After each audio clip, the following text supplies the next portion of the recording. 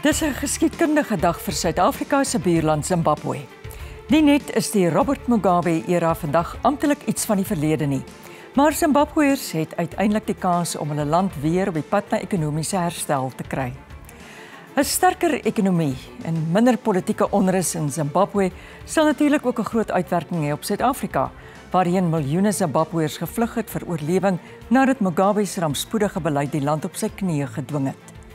Baie welkom by vanaand se program. Lourensa Eckard en Xolani Nhlapo is in Harare en het die volgende verslag vir ons saamgestel.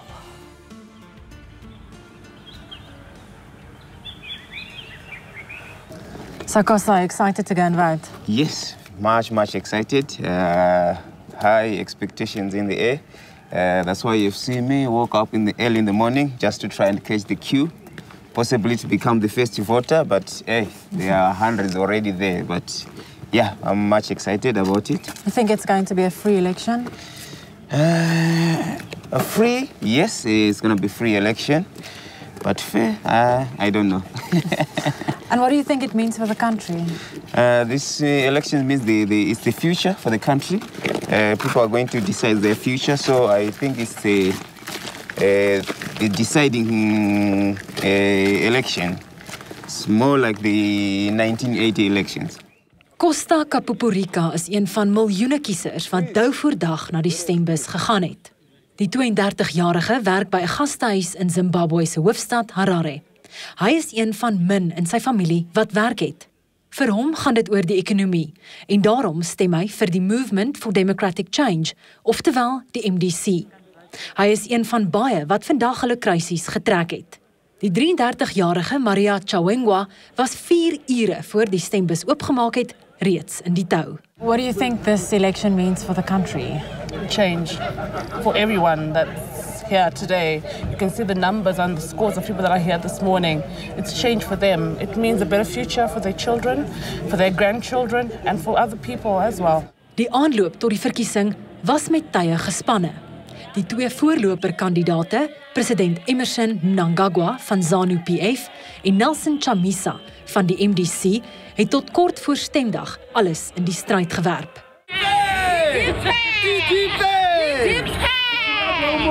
Bye ZANU-PF, bye bye. Bye bye Mnangagwa, bye bye. Selfs oud-president Robert Mugabe het die kollig probeer steel deur 'n media-konferensie 'n dag voor die verkiesing te hou. In die verlede het Mugabe buitelandse joernaliste gedurende verkiesings verbied. Hy het dit gister egter goed gedink om aan die wêreldse media te verklaar dat hy nie vir ZANU-PF gaan stem nie. Hy is steeds bitter oor die wyse waarop Mnangagwa en sy luitenante hom uit die kussings gelig het. Hy het ook aan die media gesê dat hy ontevrede is met sy pensioen. Die groot dag het amptelik aangebreek, maar dit is moeilik om te beskryf hoe baie daar op die spel is vir Zimbabwe met hierdie verkiesing. Armoede is 'n groot probleem en sowat 74% van die bevolking leef op minder as $6 per dag. Dit is waarom werkskepping een van die groot beloftes is wat al die presidensiële kandidate gemaak het. Can you explain to us the economic situation? There is no money. Here in Zimbabwe, we are using bond notes. So Mnangagwa, our president, is the same with Robert Mugabe. To exchange Robert Mugabe with Mnangagwa is just one person. He has no idea. He's just old. So maybe if we put an young man, maybe he will bring better ideas to put forward our country. Chamisa is by die Kwazana Laerskool in Harare waar hy gestem het soos 'n held ontvang. Maar hy het beweer daar is in die stedelike gebiede probeer om die kiesproses in die wiele te ry. Die stembrief self het groot omstredenheid veroorsaak want die Zimbabwese verkiesingskommissie het besluit om die lys van 23 kandidate in 2 te verdeel. So in plaas van 1 lang ry met al die kandidate op, is daar nou 2 kolomme. En snaaks genoeg is Emmerson Mnangagwa se naam heel bo aan die tweede kolom. In 2013 het Mugabe westerse waarnemers uit die land verbied. Maar vanjaar is internasionale waarnemers met oop arms verwelkom. So given what you've seen and what you've observed so far, you can say that this is a free and fair election. Free and fair is quite, those are two broad words, but so far I can say the elections are running smoothly. But, free and fair will go back to pre-elections, the campaigns and everything. But for the elections themselves, they are very transparent and fair. The voting process is transparent and fair. ZANU-PF het in die verlede baie ondersteuning geniet in die landelike gebiede en daar was in die aanloop tot die verkiesing gerugte dat die partykiesers intimideer. Die groot vraag is nou of ZANU-PF dit gaan aanvaar indien hulle nie die meeste stemme by die stembus kry nie. Kudzanai Madzia is 'n inwoner van Dema, sowat 'n uur suid van Harare.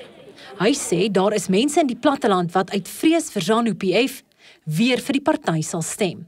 Maar hy vermoed ZANU-PF moet gereed maak om die knie te buig. If they lose it, they must accept it. Total. They are going to accept it.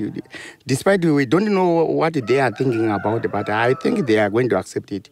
Ongeag die uitslag van die verkiesing, is Zimbabweërs hoopvol oor hulle toekoms. This election means a change for Zimbabwe. It means prosperity for Zimbabwe. It means that our economy is going to change with the new government. It means a lot because the economy is in such turmoil. We have to have some form of stability and hopefully a decent change in the attitude of the ruling party, whoever that may be.